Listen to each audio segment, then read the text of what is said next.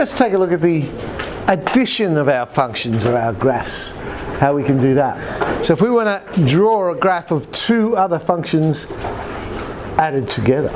For example, let's do x squared plus x. So we'll draw them separately. There's y equals x squared. There's the line y equals x. And we're simply adding the y values together. So adding the ordinates.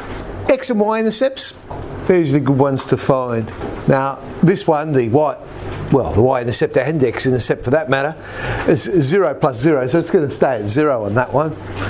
But the other ones to find are like over here on the left-hand side. When the y value is the same above and below, well, that's going to create an x-intercept because one's going to be positive, one's going to be negative, roughly about there, I think. On the right-hand side, well, we're not going to have another x-intercept there because we've got nothing negative to add to those. Then, well, I say draw, you might use a ruler, a piece of paper, whatever it is, but perpendicular to the x-axis that cuts both. So something like that. And I've chosen the point of intersection. The point of intersection is a good one to pick because we know the y value will just be twice that. And then we just measure it and go, okay, that's where I'll plot it. But anyway, as many as you need to draw to get a feel for the shape. You just keep plotting points until you get an idea. Let's just mark some in. There we go. Ooh, look what happens. The shape starts emerging. And sure enough, it looks like it's another parabola. We join those points up with a smooth curve. It's not dot to dot like those lovely little pictures you used to draw, I don't know, when you're in infant school. And there's our parabola. X plus 1 on x then. There's y equals x. There's y equals 1 on x. And we're going to add these two together. Well, the point of intersection, always a good one to pick. So I'll get twice that y value up there. And I'll get twice that y value. But I pick as many points as I need and add them together and find where the new curve is. Now, in effect, what's happened here is y equals 1 on x is getting closer and closer to 0. So the points I'm plotting should be getting closer and closer to the line y equals x. And then you draw our curve in. Okay, things to keep in mind when we're adding two curves together. Discontinuities. Any exclusion in the domain of the original functions will still be an exclusion in the new one. So again, if you couldn't substitute it into the original functions you're playing with, well, you can't substitute it into the new one that you create. Examples of that, if I was going to add x plus 1 on x with 1 minus 1 on x, alright, it looks like we get the line y equals x plus 1, but we can't substitute in 0. It wasn't in the original functions that we're adding together. So sure, we get the line y equals x plus 1, but we would have a point discontinuity at x equals 0. We can't get that point. X-intercepts, that was the idea about measuring the same above and below.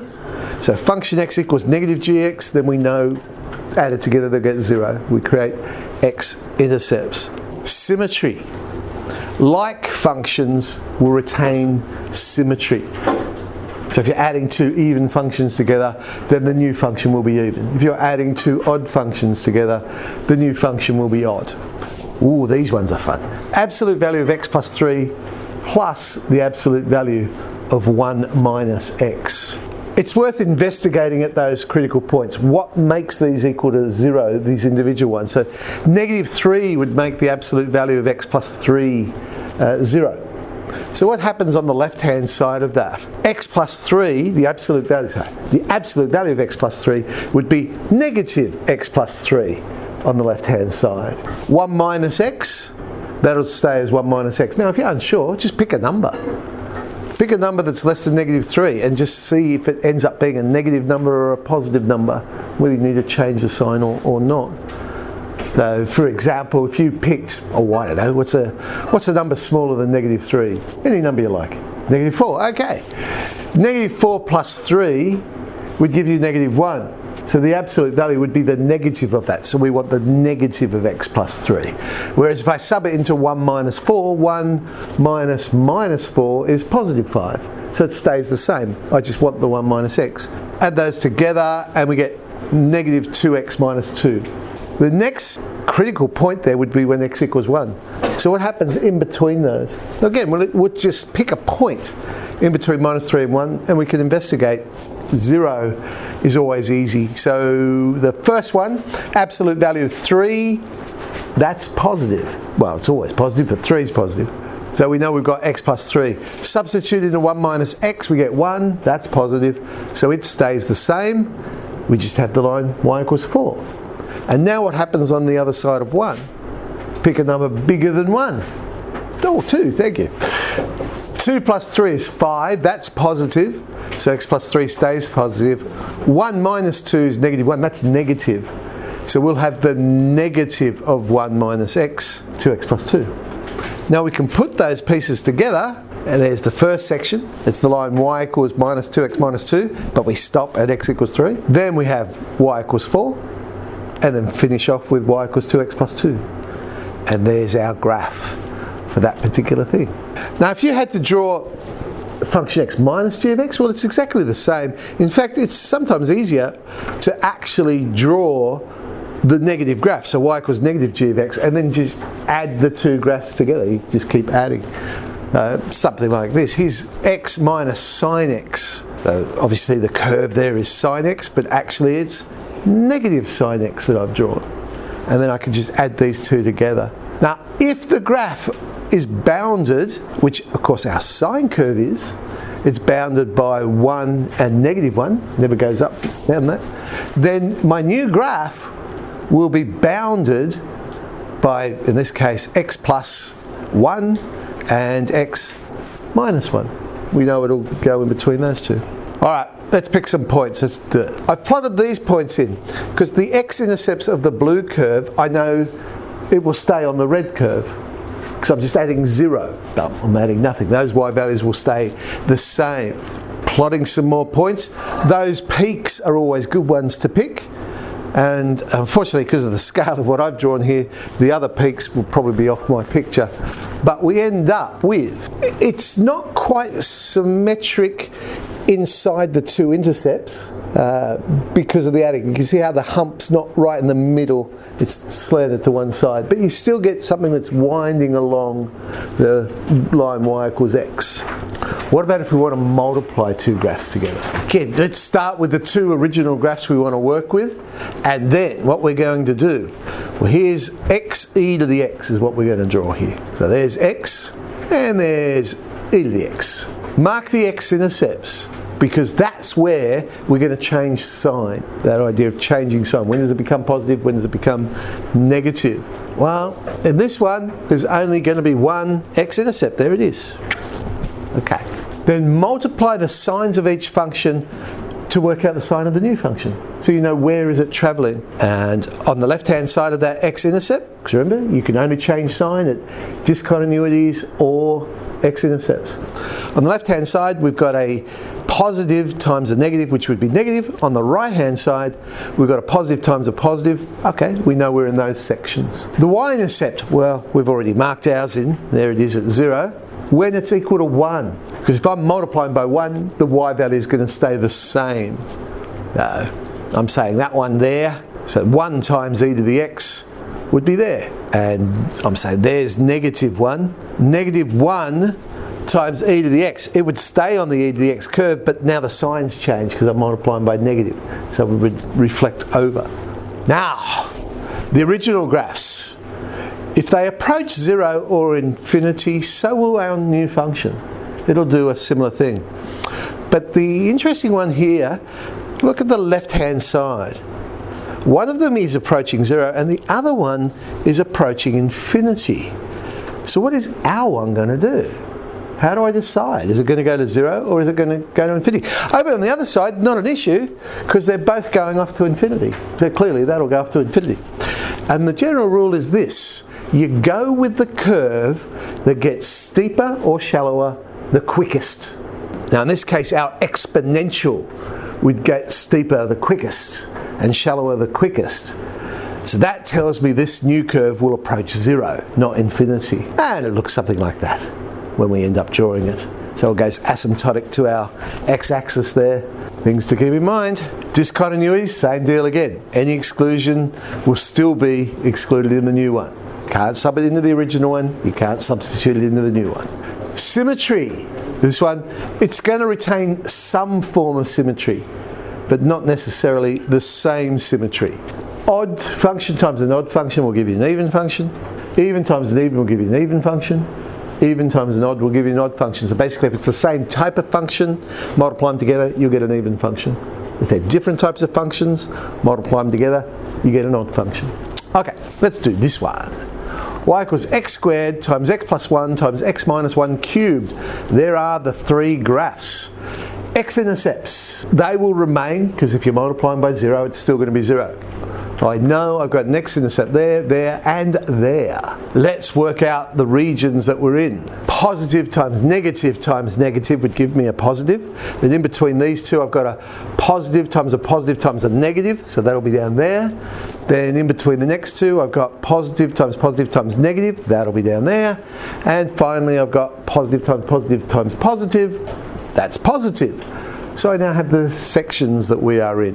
Bit hard to see with those, so let's get rid of those shading. That green curve, it looks like I've gone flat there, but that's because of the scale I've got on my diagram. It is actually turning at a very small y value there and coming back up. We did, of course, see a different way of drawing that sort of curve earlier, and you could still use that method as well. This is another way of approaching these sort of graphs. What about these ones then? Squaring graphs, multiplying a function by itself.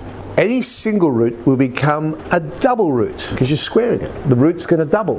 Here's random graph. So single roots will become double roots. So in other words, at these 3 points, they're all single roots at the moment. On my new function, they'll be double roots. Stationary points will still be stationary points. So it's still going to turn at the same x values. Now the y value will change depending on what its value is. Let's plot those in. Well, if I square a number bigger than 1, it's going to get bigger, so it's up there somewhere. If I square a number smaller than 1, and again I'm talking about the size here, not necessarily the negative, then it's going to become smaller, but the deal with this one is it's going to become positive. You square a number that's now on the other side of the axis. Discontinuities, they're going to stay the same. Horizontal and oblique asymptotes may well change. Basically square their value. So that horizontal asymptote there, well, it's less than 1, so it's going to get smaller. There, the vertical one's going to stay, and there's my horizontal one. Again, I'm just talking about the size here, not necessarily negative or positive. But if that function is greater than 1, function squared will be bigger than function x. In other words, the new curve will be above the old curve. But if that function is less than 1, then the new curve will be below the old curve. Now what's that telling me here? Okay, there's 1, square 1, you get 1.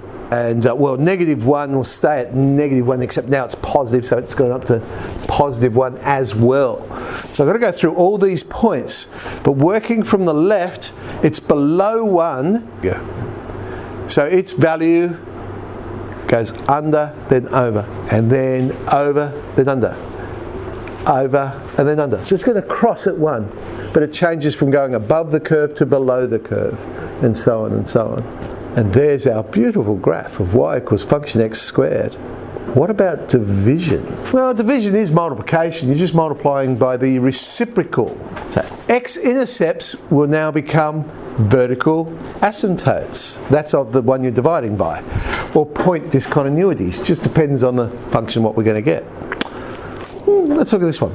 Basically 4 lines there we're playing with.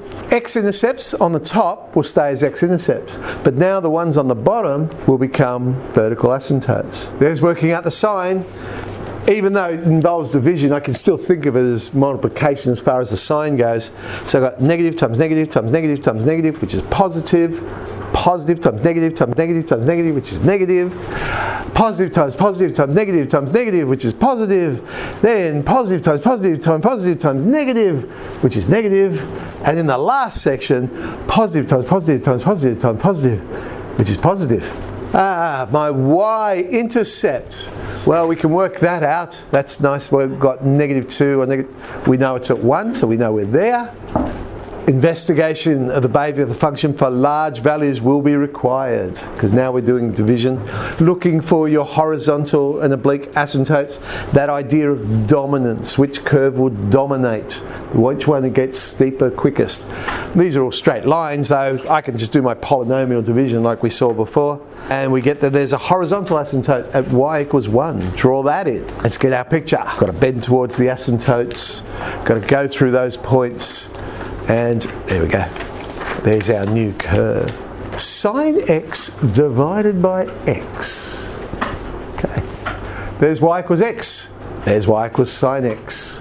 All of those x-intercepts will be x-intercepts except for at the origin, because that will now be our vertical asymptote, or will it be a point discontinuity? There's this little limit we know, it's what's called the small angle theorem. When x approaches 0, as x, the angle gets very, very small, then the sine ratio is the same as the angle.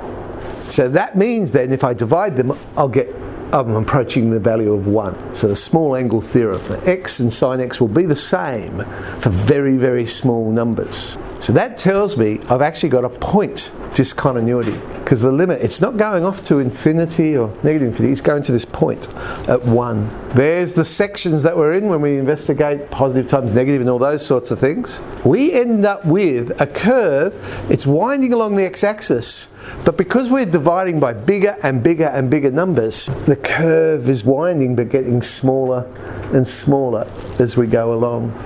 And it's coming up to that point discontinuity at 1 there. And that's what I was saying before. Remember, odd times odd will give you an even, and so on. All right. Whew. That's more than enough for today, I think.